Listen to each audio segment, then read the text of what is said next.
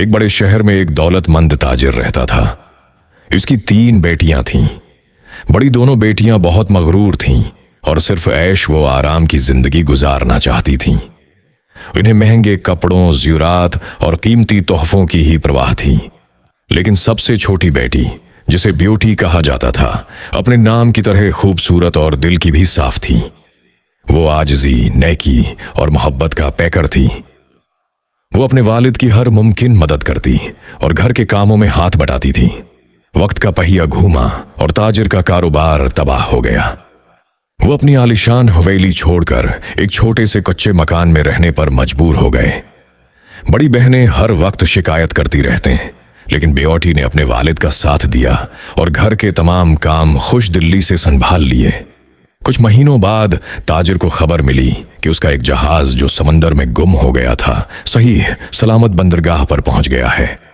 इस खबर से उनमें उम्मीद की किरण जागी और वो फौरन सफर पर निकल पड़ा।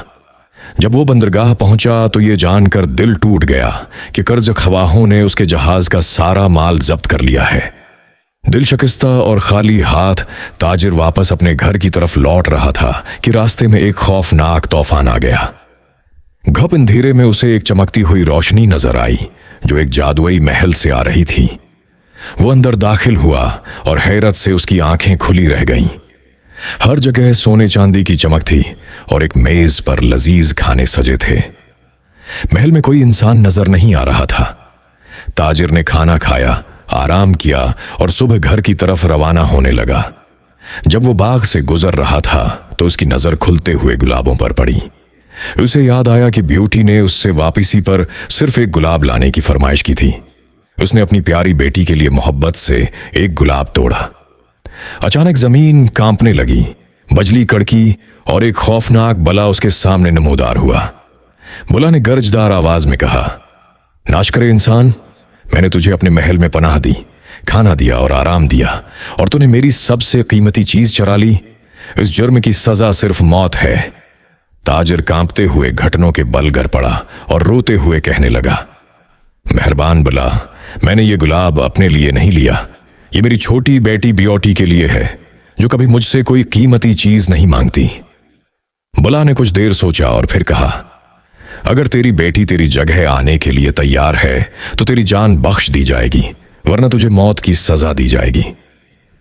मायूस ताजिर घर पहुंचा और अपनी बेटियों को सारा हाल सुनाया। बड़ी बेटियों ने चीखना शुरू कर दिया कि बाप को वापस बुला के पास नहीं जाना चाहिए, लेकिन ब्यूटी ने फौरन कहा, आबा जान, ये मेरी वजह से हुआ है। मैं बुला के पास जाऊंगी और आपकी जान बचाऊंगी। यूं ब्यूटी उस जादुई महल पहुंची। बुला खौफनाक सूरत का था, लेकिन वो ब्यूटी से बहुत नरमी से पेश आता था।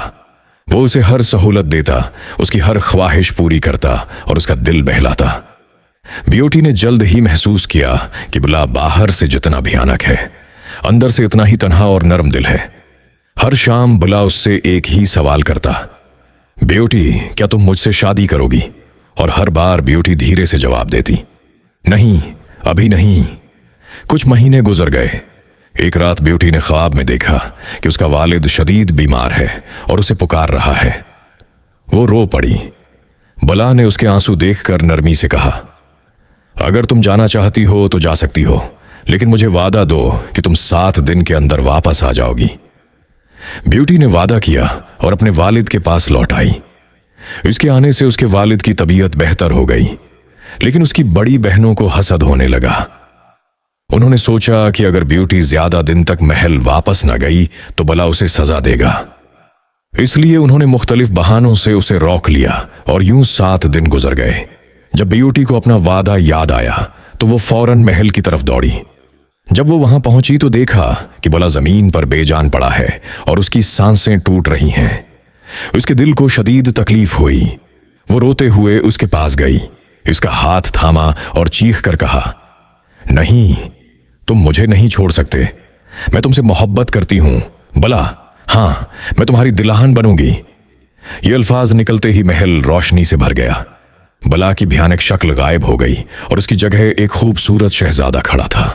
उसने ब्यूटी को बताया, میں ایک شہزادہ تھا جسے ایک جادوگرنی نے بددعا دی تھی کہ میں اس وقت تک ایک بھیانک بلا رہوں گا جب تک کوئی لڑکی میرے دل سے محبت نہ کرے اور مجھ سے شادی پر راضی نہ ہو جائے۔ تم نے اپنی سچی محبت سے اس جادو کو توڑ دیا ہے۔